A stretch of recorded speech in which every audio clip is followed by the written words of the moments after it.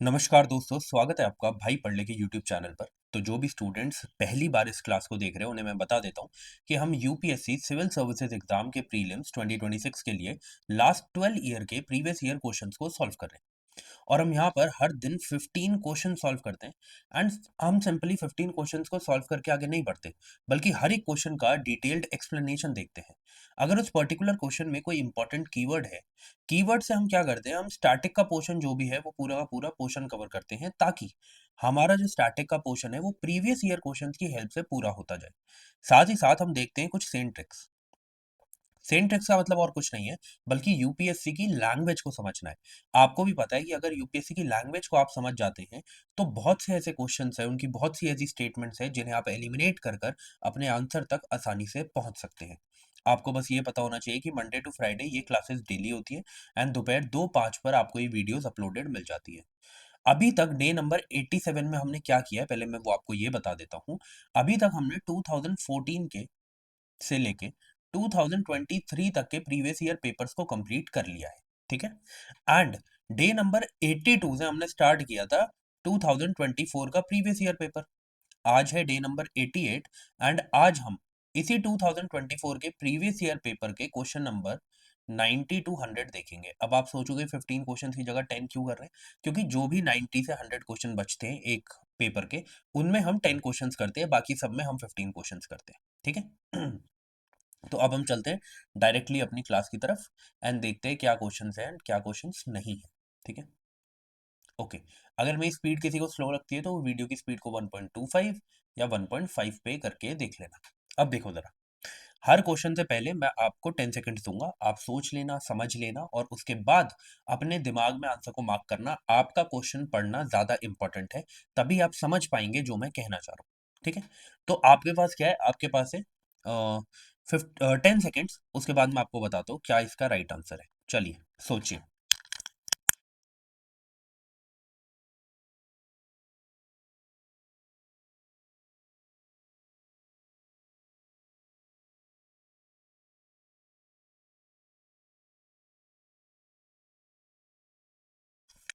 Okay. तो क्या है ना, देखो, अब क्या है कि इन्होंने एक क्वेश्चन में साहिल रीजन जो है वो इंट्रोड्यूस कर दिया है। ठीक है। अब चाहे उस टाइम पर आपको पता हो कि साहिल रीजन क्या होता है या ना पता हो, पर अब आपको पता होना चाहिए, क्योंकि अब हो सकता है कि क्वेश्चन में ये पूछ लिया जाए कि साहिल रीजन में कौन कौन सी कंट्रीज है। आपको पता है वो क्या करते हैं? वो अगर कोई भी कीवर्ड इंट्रोड्यूस करते हैं तो उसके आसपास से क्वेश्चन आगे आने वाले सालों में पूछ लेते हैं। ठीक है। तो इस चीज को भी अभी हम देखेंगे। पहले इस क्वेश्चन को देख लेते हैं। बोला गया, there is instability and worsening security situation in the Sahel region. ये Sahel region actually central Africa में है। अफ्रीका में है। वो भी कहां पर? सेंट्रल। कहां पे? अभी मैं आपको दिखा दूंगा, मैंने मैप भी ऐड किया है, कंट्रीज भी ऐड करी है। इसमें 9 कंट्रीज होती हैं टोटल साहिल रीजन में। कौन कौन सी है उसे अभी हम देख लेंगे। अब देखो जरा, बोला गया कि इस साहिल रीजन में इंस्टेबिलिटी और ये सिक्योरिटी क्राइसिस हमें क्यों देखने को मिल रहा है। देखो क्या है, यहाँ पर मिलिट्री टेक ओवर्स हमें देखने को मिल रहे हैं। ठीक है। और इनमें से बहुत सी कंट्रीज में of the Sahil reason in the recent past, क्या ये इसका रीजन है? बिल्कुल ये इसका रीजन है। तो इसका जो राइट आंसर है वो है ऑप्शन नंबर ए। बट हमारे लिए ये इंपॉर्टेंट नहीं है। अब हमारे लिए क्या इंपॉर्टेंट हो जाता है, इस साहिल रीजन को पढ़ना। ठीक है। तो इसे हम देख लेते हैं। देखो, ये अफ्रीका है। ठीक है। अफ्रीका का जो सेंट्रल पार्ट है, ठीक है, इसमें आपको दिखेगा, मतलब कि नॉर्दर्न सेंट्रल की अगर हम बात करें, मैं इधर लिख भी देता हूँ नॉर्दर्न सेंट्रल, एन लिख देता हूँ बस। ठीक है। इस वाली लोकेशन में, मतलब मेरा बस इतना कहना है कि आपको समझ में आ जाए कहाँ पे। तो ये सेनेगल से स्टार्ट होता है और आपको कहाँ तक देखने को मिलेगा? ये आपको देखने को मिलेगा एरिट्रिया में। ठीक है। इस बीच 9 कंट्रीज आती है। कौन कौन सी है? सबसे पहले सेनेगल, फिर मॉरिटियाना, मॉरिटानिया, सॉरी मॉरिटानिया, देन माली, देन आपको यहाँ पे देखने को मिलेगा बुर्किना फासो, देन आपको देखने को मिलेगा नाइगर, नाइजीरिया दोनों, फिर चैड, सूडान एंड फिर आपका आ जाता है लास्ट में एरिट्रिया। इसमें 9 कंट्रीज है, जैसे मैंने आपको बताया था। इधर कहीं लिखा होगा तो मैं लिख दूंगा, नहीं तो ऐसे लिख रहा हूँ बस 9। ठीक है। तो आप समझ जाना 9 कंट्रीज। ठीक है। आपको पीडीएफ मिल जाएगी भाई पढ़ली के टेलीग्राम चैनल पर, वहां से जाके आप इस पीडीएफ को देख लेना। अब देखो जरा, इसमें क्या देखने को मिल रहा है, यहाँ पे हमें सीवियर डेजर्टिफिकेशन देखने को मिल रही है, फूड इनसिक्योरिटी देखने को मिल रही है ना, और आपस में ही यहाँ पर हमें कन्फ्लिक्ट देखने को मिलता है, जो यहाँ की मिलिट्रीज हैं, पैरामिलिट्रीज हैं, उनके बीच में, ठीक है, मतलब पावर स्ट्रगल यहाँ पे चल रहा है, ठीक है। कूप्स यूजुअली हमें यहाँ पे देखने को मिलते हैं इन कंट्रीज में, तो इस वजह से ये न्यूज में रहता है, तो आपको आगे के लिए भी इस चीज को याद रखना है, ठीक है। आगे बढ़ते हैं। अब देखो ये ऐसा क्वेश्चन था, ये क्वेश्चन था सिंपली एप्टीट्यूड बेस्ड क्वेश्चन, इसमें कोई आपको नॉलेज की जरूरत नहीं थी, ठीक है। अब देखो जरा, यहाँ पे क्या बोला गया, India does not import apples from the United states of America, ठीक है। अब एक दिमाग में एक चीज सोचना बस, एप्पल्स क्या लिखा कितने एप्पल्स हैं? अगर दो भी हो तब भी आप उसे एप्पल्स ही बोलोगे, 2 लाख हो तब भी आप उसे एप्पल्स बोलोगे, 2 करोड़ हो तब भी आप उसे एप्पल्स बोलोगे। तो मैंने आपको क्या बोला, जब भी इतनी वाइड स्टेटमेंट दी होती है जिसमें कुछ भी स्पेसिफिकली बोला नहीं गया होता, ठीक है, तो उसको आप राइट मानते हैं। इधर लिखा है कि इंडिया इंपोर्ट ही नहीं करता एप्पल्स को यूनाइटेड स्टेट ऑफ अमेरिका से। अब देखो जरा, क्या यहाँ पर अगर वो 2 एप्पल भी, इंडिया जो है 2 एप्पल भी इंपोर्ट कर ले, तो ये स्टेटमेंट गलत नहीं हो जाएगी? हो जाएगी, सिंपल सी बात है। तो ये जो स्टेटमेंट होती है ना, इन स्टेटमेंट में आपको डेटा नहीं देखने को मिलेगा, कुछ नहीं देखने को मिलेगा, एक सिंपल स्टेटमेंट देखने को मिलेगी, और बहुत वाइड स्टेटमेंट ये यूजुअली जो होती है वो करेक्ट होती है। अगर वो यहाँ पे ये लिख देते कि India does import apples from the United state of America, ये ठीक होता, बट इधर लिख दिया नॉट। अरे भाई, 2 एप्पल भी करेगा तो ये तो स्टेटमेंट गलत हो गई ना, तो ये गलत हो गई। अब इन क्वेश्चंस में बहुत आसान है, एक स्टेटमेंट गलत हो गई तो आप अपने आंसर तक पहुंच जाते हैं, दूसरी आपको पढ़ने की भी जरूरत नहीं है। जैसे यहाँ पे क्या लिखा है कि फर्स्ट इज इनकरेक्ट, तो ऑप्शन नंबर डी हो गया, सेकंड अपने आप ही करेक्ट हो जाती है। अब इस चीज को याद रखना कि ये चीज याद रखना, जेनेटिकली मॉडिफाइड फूड जो है वो इंडिया में इंपोर्ट करना जो है without the approval of the competent authority ban है, ठीक है। ये चीज ट्रू है, इंडिया में आप जेनेटिकली मॉडिफाइड फूड को तब तक इंपोर्ट नहीं कर सकते जब भी जो भी उसकी कॉम्पिटेंट अथॉरिटी है, जो भी उसकी कंसर्न्ड अथॉरिटी है, उससे आप अप्रूवल नहीं ले लेते, ठीक है। ये बात एकदम ठीक है। अब हमें ये जानने की जरूरत नहीं थी, हम सिर्फ फर्स्ट स्टेटमेंट को देख के ही इसका राइट आंसर लगा देते। ये है एप्टीट्यूड वाले क्वेश्चन जिसमें आपको नॉलेज की जरूरत नहीं है, इन क्वेश्चंस को प्लीज छोड़ना मत। इन क्वेश्चंस को आप कैसे सीखोगे, जो भी बच्चे रेगुलरली इन क्लासेस को देख रहे हैं, है ना, डे नंबर 1 से लेके जिन्होंने अब तक इन क्लासेस को देखा है, उनको ये बात बहुत ही आसानी से समझ आ चुकी होगी, है ना। आगे बढ़ते हैं। अब ये क्वेश्चन है जो हमें पढ़ना है, क्यों? क्योंकि ना, आपको देखोगे आप इधर, अब क्या हुआ ना, इस बार आपको पता है कि लोकसभा स्पीकर ओम बिरला के अगेंस्ट उनको जिसे हम कहते हैं कि अ, उनकी गद्दी से हटाने के लिए रेजोल्यूशन पास करने की बात करी गई थी, ठीक है। तो इस वजह से स्पीकर ऑफ द लोकसभा इस साल के एग्जाम पॉइंट ऑफ व्यू से इंपॉर्टेंट हो जाता है। तो इस बार जब भी आप अपनी लक्ष्मीकांत को पढ़ेंगे, या जो भी जिस भी सोर्स से आप पढ़ रहे हैं पॉलिटी को, आप वहां पर प्लीज अच्छे से स्पीकर ऑफ द लोकसभा के बारे में पढ़ लेना, ठीक है। अब देखो, while any resolution for the removal of the speaker of lok sabha is under consideration, इनमें से क्या क्या चीजें होंगी? देखो, थोड़ा सा लॉजिकली सोचना, इस क्वेश्चन में भी है, ये पॉलिटी का क्वेश्चन, पर आप इसे लॉजिक से कर सकते थे। कैसे कर सकते थे? देखो, बोला गया है ही शी शैल नॉट प्रिसाइड, ठीक है, कि वो अपनी गद्दी पे नहीं बैठेंगे, ठीक है। ऐसा हो सकता है या नहीं हो सकता है, इसके बारे में अभी हम बात करते हैं। आप सोचो कि अगर उनके अगेंस्ट ही रेजोल्यूशन निकाला जा रहा है और वो ही प्रिसाइड करते हैं उस पर्टिकुलर, जैसे मान लो लोकसभा को वो प्रिसाइड कर रहे हैं, तो उनके हाथ में है कौन बोलेगा कौन नहीं बोलेगा, किसकी बात सुनी जाएगी किसकी बात नहीं सुनी जाएगी। तो क्या ये इम्पार्शियल नहीं हो जाएगा? क्या ऐसा नहीं हो जाएगा कि वो सिर्फ उन लोगों को बोलने देंगे जो उनके हक में बोल रहे हैं? ऐसा हो सकता है, समझे इस चीज को। तो इस वजह से लोकसभा का जो स्पीकर होता है, उसकी पावर, जैसे ही उसके अगेंस्ट रेजोल्यूशन पास हुआ, वो प्रिसाइड नहीं करता है गद्दी के ऊपर। वो लोकसभा के स्पीकर की फॉर्म में हमें नहीं देखने को मिलते हैं, उस गद्दी पे नहीं बैठते। उसकी जगह कौन बैठेगा? डेप्यूटी स्पीकर बैठेंगे या किसी और को बिठाया जाएगा, ठीक है। चलो, ये बात ठीक हो गई कि वो प्रिसाइड नहीं करेंगे। फिर उसके बाद उनके पास राइट टू स्पीक ही नहीं होगा। आप थोड़ा सा आप क्या करो कि सोचो, लॉजिक लगाओ, इस बात को समझो। अगर स्पीकर ऑफ द लोकसभा को उनके रेजोल्यूशन जब निकला हुआ है उस टाइम पर बोलने ही नहीं देंगे, तो वो कुछ भी चीज जो मतलब अगर उन्हें ऐसा लगता है कि हाँ उनके अगेंस्ट गलत बोला जा रहा है, तो वो अपना जो पक्ष है वो सामने कैसे रखेंगे? हाउस के रख ही नहीं पाएंगे। तो आप सोचो कि ऐसी चीज कैसे हो सकती है? राइट, नहीं हो सकती। क्यों? क्योंकि उन्हें राइट टू स्पीक होता है। ठीक है, उनको राइट टू स्पीक होता है। तो इस वजह से क्या है, ये गलत हो जाता है। फिर उसके बाद ही she shall not be entitled to vote on the resolution in the first instance. क्यों बोला यहाँ पे फर्स्ट इंस्टेंस? आप एक बात बताओ, आपको पता है स्पीकर के पास दो तरीके की आपको वोटिंग पावर देखने को मिलती है। एक तो या तो वो नॉर्मली वोट कर दे फर्स्ट इंस्टेंस में, लास्ट में होती है कास्टिंग वोट।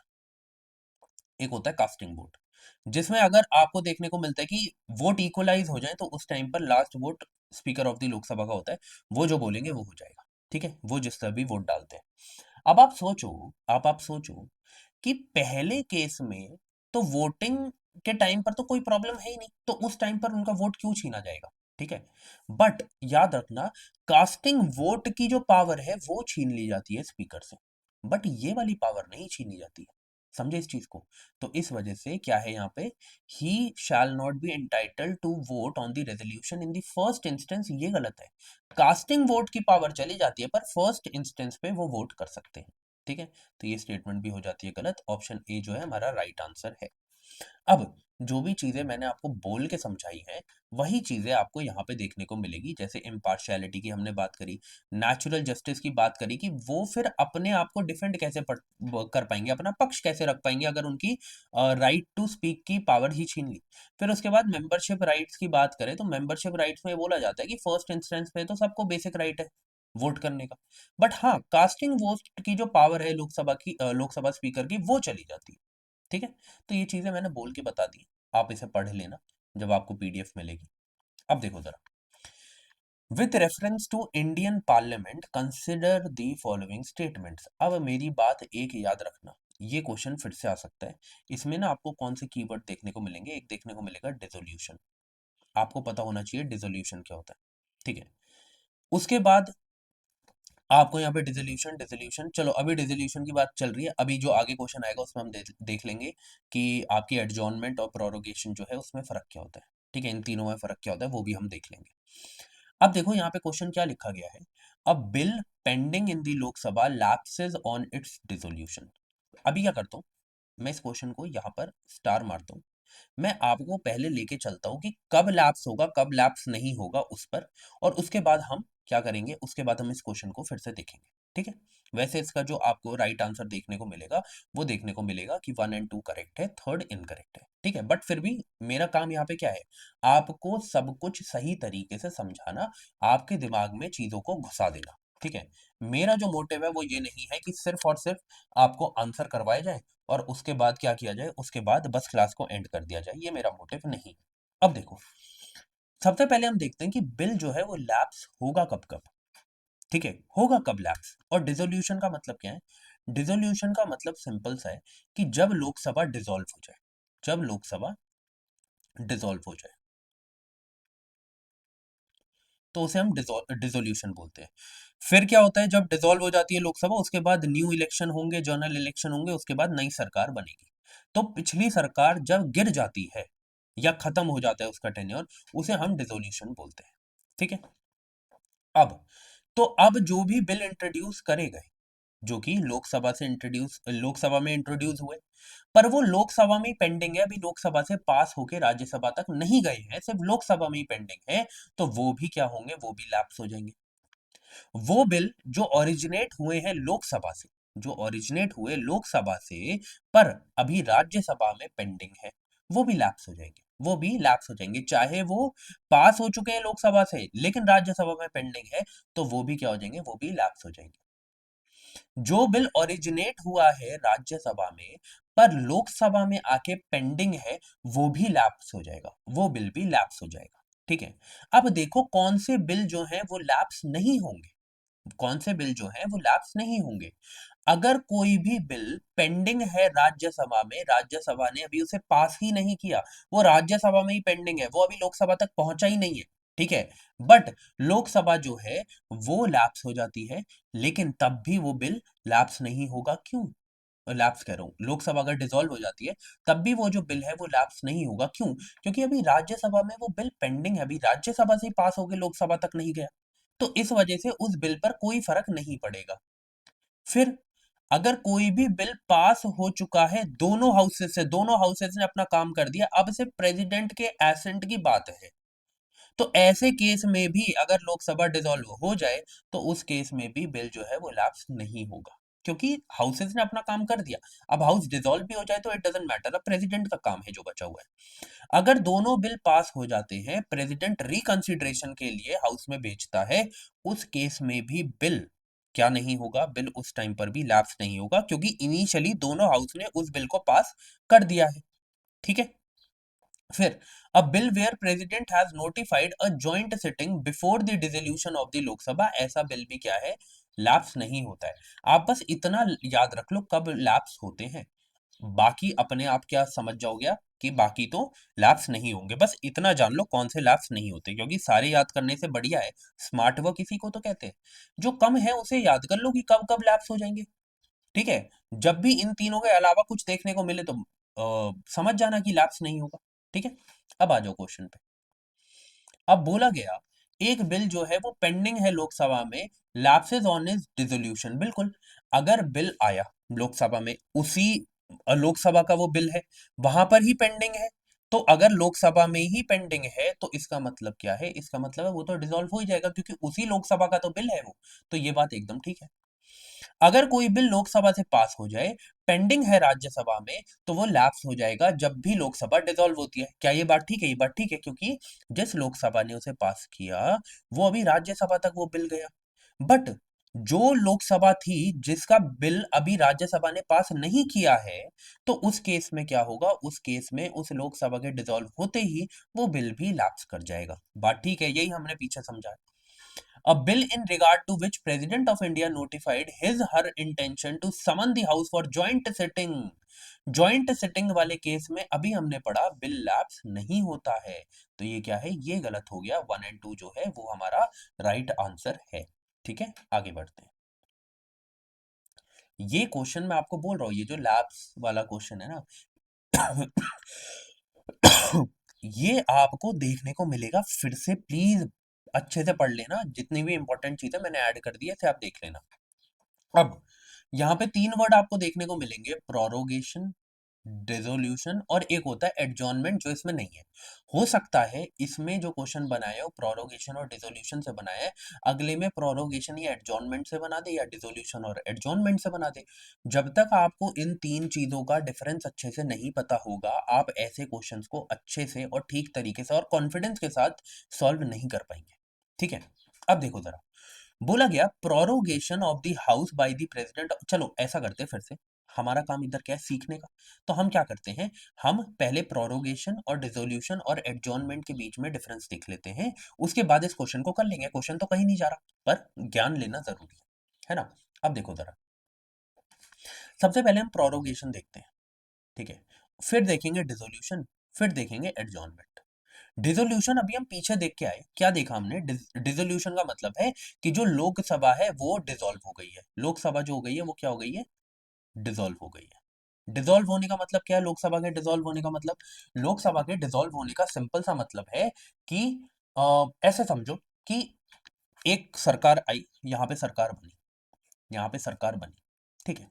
अब सरकार के बनने के बाद या तो वो सरकार गिर जाए या तो उसका टेन्योर पूरा हो जाए, तो अब उसके पास कोई राइट नहीं है कि वो और देर लोकसभा में बैठेगी। तो ऐसे केस में क्या है कि वो जो है सरकार वो डिसॉल्व हो जाती है, वो लोकसभा डिसॉल्व हो जाएगी, वो खत्म हो चुकी है। अब नए जनरल इलेक्शन होंगे और उसके बाद नई सरकार बनेगी। मतलब इसमें हमें क्या देखने को मिलता है कि रिकॉन्स्टिट्यूशन होगा न्यू हाउस का, क्योंकि पुराना हाउस जो है वो खत्म हो चुका है, पुरानी सरकार जो है वो गिर चुकी है या फिर उसका टेन्योर खत्म हो चुका है। ठीक है। Ends the life of the existing Lok Sabha, ये डिसोल्यूशन का मतलब है। और कौन ये बोलता है, किसके पास ये अथॉरिटी है, ये अथॉरिटी है प्रेसिडेंट ऑफ इंडिया के पास, but it is on the advice of prime minister या फिर काउंसिल ऑफ मिनिस्टर्स। ठीक है।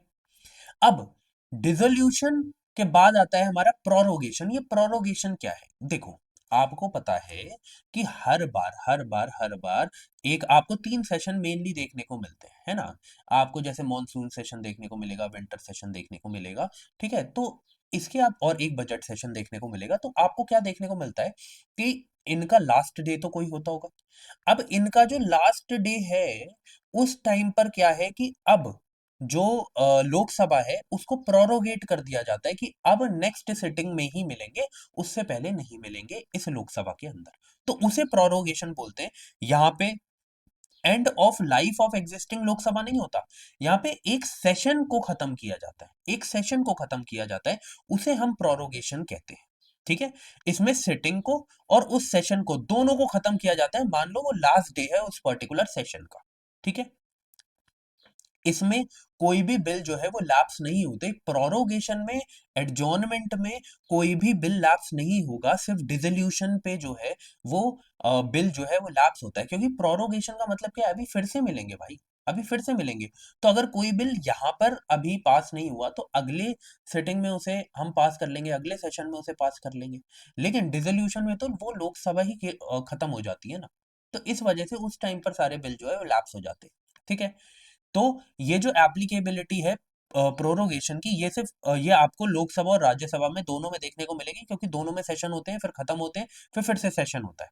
ठीक है? बट जो डिसोल्यूशन है वो सिर्फ आपको लोकसभा में देखने को मिलेगी। क्यों? क्योंकि राज्यसभा एक परमानेंट बॉडी है। राज्यसभा एक परमानेंट बॉडी है, वो कभी भी डिसॉल्व नहीं होती है। ठीक है? फिर आता है एडजॉर्नमेंट। यहाँ पे पूरे सेशन को एंड करते हैं, ये आपने देखा। बट यहाँ पर एडजॉर्नमेंट में सेशन को एंड नहीं करते, उस दिन की सिटिंग को एंड करते हैं, उस दिन की सिटिंग को एंड करते हैं। अब आपको ये देखने को मिलेगा कि प्रोरोगेशन और डिसोल्यूशन की जो पावर है, जो अथॉरिटी है, वो किसके पास है? प्रेसिडेंट ऑफ इंडिया के पास है। ठीक है? बट एडजॉर्नमेंट की जो पावर है वो किसके पास है? प्रिसाइडिंग ऑफिसर की। चाहे वो स्पीकर हो, चाहे वो चेयरमैन हो। चेयरमैन राज्यसभा में, स्पीकर लोकसभा में। ठीक है? ये डिफरेंस है प्रोरोगेशन, डिसोल्यूशन और एडजॉर्नमेंट में, ये आपको पता होना चाहिए। ठीक है? आगे बढ़ते हैं। अब जरा क्या करते हैं, इस क्वेश्चन की तरफ चलते हैं। अब आप इजीली इसे सॉल्व कर पाओगे।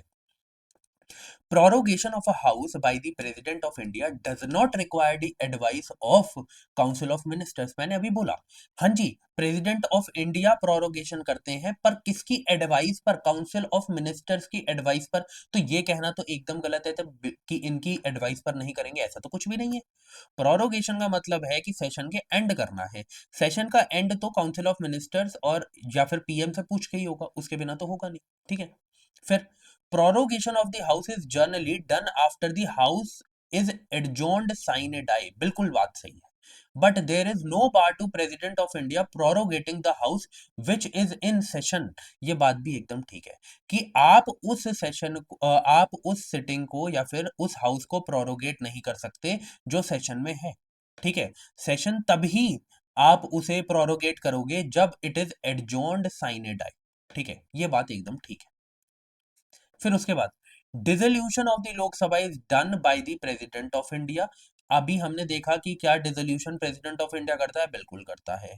Who save in exceptional circumstances does so on the advice of council of ministers. हमने बात करी इसके बारे में कि काउंसिल ऑफ मिनिस्टर्स की एडवाइस चाहिए होती है, बात खत्म। वो ना चीजों को घुमा फिरा के बोल देते हैं, बट बात उनकी सेम ही होती है। ठीक है? तो 2 और 3 जो है वो हमें राइट आंसर देखने को मिलता है। बाकी जो कॉन्सेप्ट है वो हमने पढ़ लिया है। ठीक है? आगे बढ़ते हैं। अब ये जो क्वेश्चन है, ये आपको, अगर आपने प्रीवियस ईयर क्वेश्चंस करे, ठीक है, तो आप इसको ऐसे लल्लू पंजू तरीके से कर जाओगे। क्यों? क्योंकि जो चीज वो 2014 से बीच के बीच में करी जाती थी ना, वही यहाँ पे करी गई है। क्या करा गया? सबसे पहले एक स्टेटमेंट को बहुत सिंपल बना दिया। The European parliament approved the net zero industry act recently. हाँ, बिल्कुल किया था उस टाइम पर। ठीक है? बिल्कुल किया था उस टाइम पर। ठीक है? बट उसके बाद ये बोला कि इस एक्ट के चलते European Union intends to achieve the carbon neutrality by 2040। मतलब एक तो उन्होंने डेटा दे दिया। मैंने आपको बोला है हमेशा डेटा गलत नहीं होता, हमेशा डेटा गलत नहीं होता। ठीक है? ये मैंने बोला है। पर मुझे क्यों पता था कि ये गलत हो सकता है? क्योंकि वो चाहते, अगर उन्हें स्टेटमेंट ठीक करनी होती वो यहाँ पे इसे खत्म कर देते। वैसे ये डेटा ठीक नहीं है, पर मैं ये बोल रहा हूँ हमेशा डेटा गलत नहीं होता। ठीक है? अब देखो यहाँ पर क्या है, यहाँ पर उन्होंने यहाँ पर खत्म कर सकते थे, बट वही 2014 से लेके 2020 तक की आदत जो वो करते हुए आए हैं, वो जिस भी चीज को एक्स्ट्रा एक्सप्लेन करते हैं उसको वो गलत करते हैं। उन्होंने यहाँ पर उसे खत्म कर सकते थे वो, बट उन्होंने क्या किया, उन्होंने ऐसा नहीं किया। उन्होंने क्या बोला, and therefore aims to develop all its all, की सारी its own clean technology by that time. ठीक है, ऐसी चीजें मैंने बोला है वो गलत करते हैं जब भी वो एक्स्ट्रा समझाते हैं। ये 2014 से 2020 का ट्रेंड है जो ये लेके आए थे। मैं बोल रहा हूँ ये सब कुछ मिक्स कर रहे हैं, इसलिए सब कुछ अच्छे से पढ़ना। ये एक्चुअल में 2050 था। ठीक है, और ऐसा कुछ भी नहीं था, और ऐसा कुछ भी नहीं था। ठीक है, तो इस वजह से आपको पता है कि क्या हो जाएगा right answer, this will be our right answer. ठीक है, अगर आपको पहली स्टेटमेंट नहीं भी पता होती, सेकंड स्टेटमेंट को आप गलत करते, आपको समझ में आ जाता पहली स्टेटमेंट तो सही होना लाजमी है। आगे बढ़ते हैं। अब देखो, बोला गया वेनेजुला के ऊपर है। वेनेजुला तो इस साल के लिए भी इंपॉर्टेंट है, आपको पता है कितना बड़ा केस हुआ है वहां पे, इस वजह से, है ना। Recently, Venezuela has achieved a rapid recovery from its economic crisis and succeeded in preventing its people from fleeing, emigrating to other countries. आप एक बात बताओ, ठीक है, किसी भी देश में आपको रैपिड रिकवरी देखने को मिलती है? अगर कोई भी इकोनॉमिक स्लो डाउन है किसी भी इकोनॉमी में, अगर आपको कोई भी इकोनॉमिक क्राइसिस देखने को मिलता है, तो क्या हमें रैपिड रिकवरी देखने को मिलती है? बहुत मुश्किल है। ठीक है, तो अब देखो यहाँ पे बोला कि वेनेजुला, उनके हिसाब से, मैंने बोला है वो जब भी स्टेटमेंट को गलत करते हैं ना वो ऐसी चीजें लिखते हैं कि रैपिड, रैपिड अगर वो यहाँ पे लिखते कि हाँ Venezuela is recovering from its economic crisis, और वहां पर जो लोग हैं जो एमिग्रेट कर रहे हैं वो कम हो गए हैं, तो हम मान लेते कि हाँ ये बात ठीक थी। बट उन्होंने क्या बोला, रैपिड रिकवरी हो रही है, और वो सक्सीड कर चुके हैं from preventing its people from fleeing emigrating to other countries. ऐसी चीजें, ऐसी स्टेटमेंट्स फालतू स्टेटमेंट्स होती हैं, हमेशा याद रखना। ठीक है, ये बात एकदम गलत है। फिर यहाँ बोला गया है कि Venezuela has the world's largest oil reserves. बिल्कुल, वेनेजुला के पास वर्ल्ड के लार्जेस्ट ऑयल रिजर्व्स हैं, बट उनके पास, जिसे हम कहते हैं कि अच्छी टेक्नोलॉजी नहीं है, जिसकी वजह से वो इसका यूज नहीं कर पा रहे, मतलब अपने पोटेंशियल को वो एक्सप्लॉइट नहीं कर पा रहे। ठीक है, तो ये बात जो है वो ठीक है। बट अब क्योंकि यूएस की पावर आ चुकी है वेनेजुला में, तो मैं आपको बता रहा हूँ, आप देखो जरा, आपको मिडल ईस्ट तबाह होते हुए दिख रहा है। ठीक है, मिडल ईस्ट की जब मार्केट में स्लो डाउन देखने को मिलेगा, यूएस करेगा इधर इन्वेस्टमेंट। ठीक है, वेनेजुला में, वेनेजुला में टेक्नोलॉजी ट्रांसफर करेगा, इन्वेस्टमेंट करेगा, और यहाँ से इसके ऑयल रिजर्व्स को एक्सप्लॉइट करके अपना फायदा करेगा। ठीक है, और कहीं ना कहीं ये भी रीजन है कि इतना बड़ा जो, जैसे बोलते हैं कि स्टेप जो है वो ईरान के अगेंस्ट लिया गया है इस टाइम पर, जिस टाइम पर एक महीने पहले वेनेजुला पर कब्जा किया गया। ठीक है, उसके प्रेसिडेंट को पकड़ लिया गया। हर चीज कनेक्टेड होती है अगर आप सोचने की कोशिश करें। मैं ये नहीं बोलता कि सिर्फ यही रीजन है, बट ये भी बहुत बड़ा रीजन है। ठीक है, तो ये क्या हो गया हमारा, स्टेटमेंट टू करेक्ट है। अगर आप चाहते हो ना कि मैं ऐसी वीडियोस आपके लिए लेके आऊँ, जैसे कि why Iran matters for India, ठीक है, या फिर कि यूएस को क्या फ़ायदा होने वाला है इसराइल एंड ईरान की ये जो वॉर है इससे, या फिर इसराइल को क्या फ़ायदा होने वाला है अगर ईरान की पावर चली जाती है तो। ठीक है, तो ऐसी वीडियोस अगर चाहिए तो मुझे कमेंट सेक्शन में ज़रूर बताना, मैं ऐसी वीडियोस लेके आऊँगा। ठीक है, क्योंकि ये ना आपको जो वर्ल्ड है, हमारा वर्ल्ड जो जियो पॉलिटिक्स है वो किस तरीके से वर्क कर रही है और करती है वो आपको समझाएगी। ठीक है, आगे बढ़ते हैं। अब देखो जरा, अब ना नेक्स्ट 3 क्वेश्चंस जो है वो स्कीम से। ठीक है, अब मैं आपसे एक कहता हूँ बात, मैंने आपको वादा किया कि मैं आपके लिए पूरे साल की जो इंपॉर्टेंट स्कीम्स है वो लेके आऊंगा, और सिर्फ उसमें स्कीम्स नहीं होंगी, उसमें स्कीम्स भी होंगी, उसमें प्रोग्राम्स भी होंगे, उनमें इनिशिएटिव्स भी होंगे। ठीक है, सिर्फ स्कीम नहीं होगी। अब मतलब कि उस टाइम पे ये एग्जाम में पूछ लिया और एक अच्छा क्वेश्चन पूछ लिया, तो इसका फिर से पूछा जाना तो मेरे को नहीं लगता कि पूछा जाएगा। अब जो स्कीम्स न्यूज़ में है वो पूछी जाएंगे, बट फिर भी हम पढ़ने के पॉइंट ऑफ व्यू से क्या करते हैं, इसको पढ़ लेते हैं। ठीक है, digital India land records modernisation programme, और वैसे भी जो स्कीम्स इंपॉर्टेंट है वो किस में करते हैं, मंथली करंट अफेयर के सेशंस में कर लेते हैं। जनवरी की करंट अफेयर्स मैंने एक ही वीडियो में डाल दिया, जिसको भी देखनी होगी आप उसे जाके देख सकते हो। ठीक है, अब देखो जरा, digital India land records modernisation programme, यहाँ पे क्या है, to implement the scheme central government provides 100% funding. Indirectly वो बोलना चाह रहे हैं कि सेंट्रल गवर्नमेंट, ये सेंट्रल सेक्टर स्कीम है। क्या ये बात सही है? बिल्कुल सेंट्रल सेक्टर स्कीम है। Under this scheme cadastral maps are digitise. Cadastral maps का मतलब क्या है कि एक जो मतलब एक एरिया का मैप उसको क्या किया जा रहा है, एक एरिया है पूरा का पूरा, उस रीजन को मैप पे दिखाया जा रहा है प्रॉपर तरीके से कि कहाँ पे कितनी जमीन है क्या नहीं है, उसे कैडेस्ट्रल मैप बोलते हैं। ठीक है, उसको डिजिटाइज किया गया है। क्या ये बात ठीक है? बिल्कुल ये बात ठीक है। फिर बोला गया an initiative has been undertaken to transliterate the records of rights of the local language to any of the languages recognised by the constitution of India. Indirectly उन्होंने क्या बोला कि जितनी भी स्केड्यूल 8 में लैंग्वेजेस है, कितनी लैंग्वेजेस हैं? 22 लैंग्वेजेस हैं, उनमें इसको डिजिटाइज किया जाएगा। क्या ये बात ठीक है? एकदम बिल्कुल ये बात ठीक है एकदम। तो इसमें क्या है कि तीनों की तीनों जो स्टेटमेंट्स हैं वो करेक्ट है। अब मैंने क्या किया है, वैसे तो आप समझ गए होंगे कि नाम से ही समझ में आ रहा है, जितने भी लैंड रिकॉर्ड्स हैं उनको मॉडर्नाइज किया जा रहा है, उनको डिजिटाइज किया जा रहा है। ठीक है, तो उससे रिलेटेड ये क्वेश्चन बनाया गया था, उस स्कीम से रिलेटेड, उस प्रोग्राम से रिलेटेड।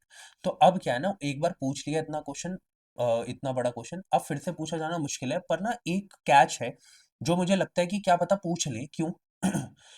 2026 में 10 साल हो जाएंगे इस स्कीम को, तो हो सकता है कि पूछ ले। बट एक अच्छा क्वेश्चन पूछ लिया तो फिर से वो सेम क्वेश्चन आए, मुश्किल है। तो हो सकता है कि कहीं ना कहीं इस तरीके से पूछ ले पेयर वाले क्वेश्चन में कि ये स्कीम है, ये स्कीम किस मिनिस्ट्री के अंडर आती है। तो मैंने आपके लिए क्या किया है, यहाँ पर डेटा ऐड कर दिया है, आप प्लीज उसे पढ़ लेना। जैसे मैंने आपको बताया 22 लैंग्वेजेस जो है 22 स्केड्यूल 8 लैंग्वेजेस, अच्छा ऐसे लिखा गया, ठीक है। वो बात एक ही है कि 22 लैंग्वेज जो है स्केड्यूल 8 में, ठीक है, उनको इसमें ऐड किया गया, उनमें इसे डिजिटाइज किया जाएगा, बिल्कुल ठीक है। और आधार फॉर लैंड जो है उसमें एक कोड दिया जाएगा जो कि क्या होगा, 14 डिजिट अल्फा न्यूमेरिक कोड होगा। ठीक है, मतलब कि एक नंबर है, आइडेंटिफिकेशन नंबर है जो दिया जाएगा। ठीक है, तो ये सारी चीजें हैं जो आपको इसके बारे में पढ़नी है, आप इसे पढ़ लेना। जो भी चीज है मैंने आपको क्वेश्चन के थ्रू बता दी है ना। अब देखो ये जो क्वेश्चन है, ये जो स्कीम है ना, ये भी क्यों इस साल के लिए इम्पोर्टेंट है, क्योंकि यार ये स्कीम भी 2016 में, सॉरी 2016 में आई थी। तो अब क्या है कि 2026 में आपको क्या देखने को मिलेगा कि इसको भी 10 साल हो जाएंगे, तो इसको भी पढ़ना इंपॉर्टेंट है। बस बात यही है कि इसके बारे में एक अच्छा क्वेश्चन बना दिया है, तो फिर से इसके बारे में पूछना मुश्किल है।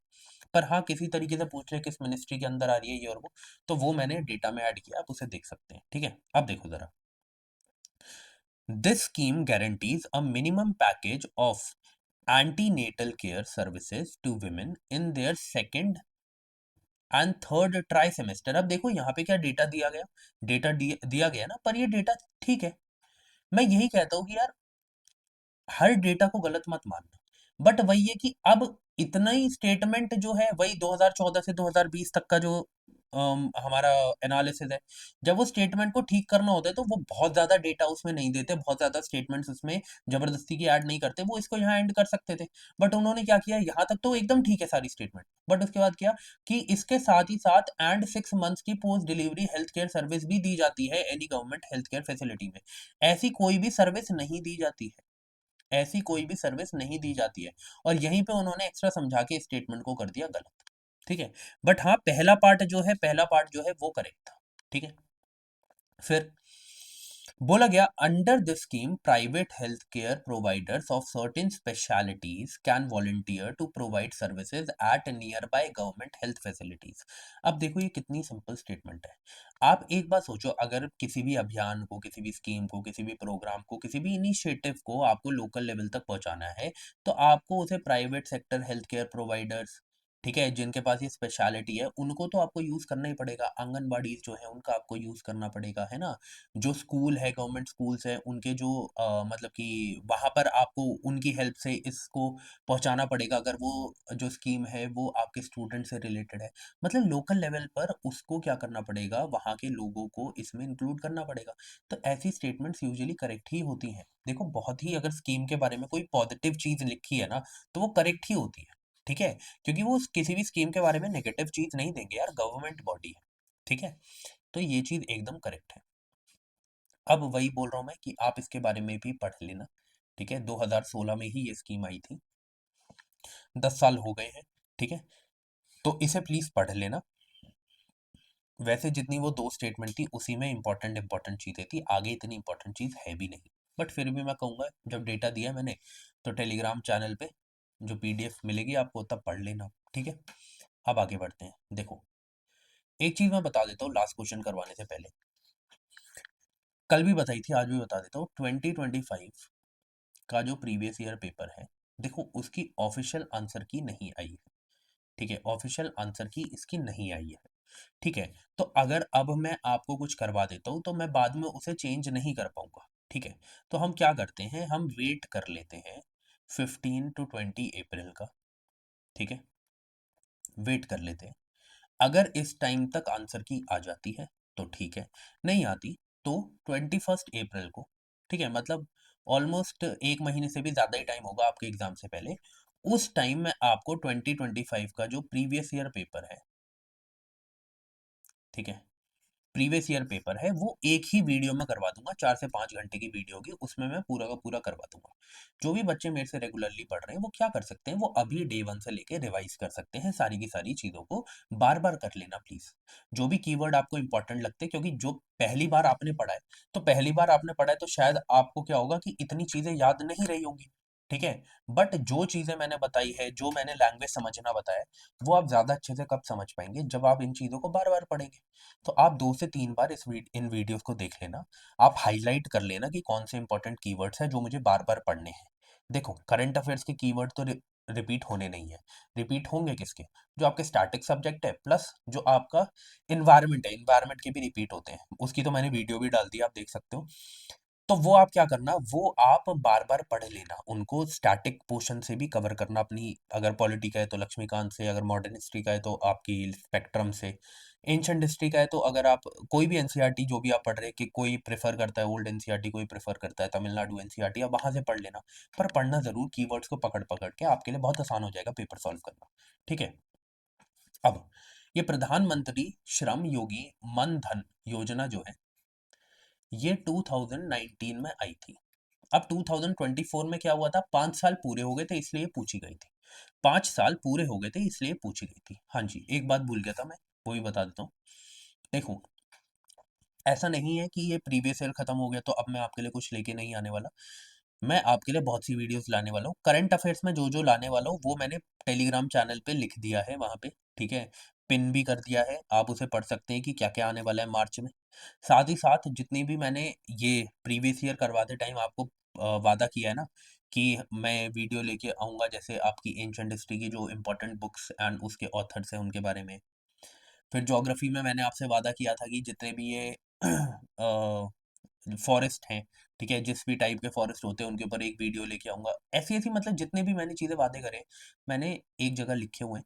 मैं एक-एक करके सबके बारे में वीडियोज़ लेके आऊँगा, ठीक है? साथ ही साथ अ, अगर मेरे को लगता है कि टाइम है तो एनवायरनमेंट से रिलेटेड जो है मैं एक स्टैटिक की वन शॉट में वीडियो लेके आऊँगा। नहीं तो आप मुझे बताओ क्या बेटर है? क्या मैं करंट अफेयर्स के साथ-साथ ही स्टैटिक का पोर्शन कवर कर एक वीडियो ले आऊँ, या स्टैटिक का पोर्शन अलग और करंट अफेयर्स की वीडियो एनवायरनमेंट की अलग करके लेके आऊँ? ये आप मुझे बता देना, ठीक है? अब देखो ज़रा, यहाँ पे लिखा हुआ है, अब हम क्या कर रहे हैं, प्रधानमंत्री श्रम योगी मनधन योजना के बारे में पढ़ रहे हैं। बोला गया, the entry age group for enrolment in this scheme is 21 to 40 years. आप सोचो, कोई भी योजना है वो 21 क्यों जाएगी, 18 क्यों नहीं आएगी? खुद सोचो, क्या कोई पर्टिकुलर रीजन होगा? ऐसा नहीं है, ठीक है? तो ये एक्चुअल में 18 थी, ये इन्होंने 21 लिखा आपको कंफ्यूज करने के लिए, स्टेटमेंट गलत है। फिर age specific contributions shall be made by the beneficiaries. अब ये बात सिंपल है, देखो, ये सारी चीजें कब दी जाती है, ये सारी चीजें दी जाती है 60 साल के रिटायरमेंट के बाद, ठीक है? अब एज स्पेसिफिक कंट्रीब्यूशन क्यों होते हैं, खुद सोचना, किसी भी स्कीम के लिए ट्रू होगा, सिर्फ इसके लिए नहीं है, इसलिए मैं आपको समझा रहा हूँ। अगर कोई बंदा 18 साल की उम्र में जुड़ जाता है स्कीम से, कोई जुड़ता है 30 साल की उम्र में, कोई जुड़ता है 35 ईयर्स की उम्र में, कोई जुड़ता है 40 साल की उम्र में। अब इसको कि जितने पैसे देने होंगे वो ऑब्वियसली कम होंगे रेदर देन इसके। क्यों? क्योंकि ये बहुत पहले जुड़ चुका है उस स्कीम से। तो अब इसको अगर एक पर्टिकुलर प्रीमियम को मीट करना है, तो इसको कम पैसे देने होंगे और इसको ज़्यादा देने होंगे, क्योंकि इसके पास सिर्फ 20 साल है। ठीक है, और उसके पास 42 ईयर्स है उस पर्टिकुलर प्रीमियम को मीट करने के लिए। तो इसलिए हमेशा हर स्कीम, जो भी स्कीम आएगी और उसमें कुछ कंट्रीब्यूशन करना है, तो कोई भी प्रीमियम देना है, तो क्या होगा, उसको एज स्पेसिफिक कंट्रीब्यूशन ही करने होंगे। और मैक्सिमम जो स्कीम्स होती है ना, उनकी जो एज लिमिट होती है वो यही होती है, 18 से 40, याद रखो।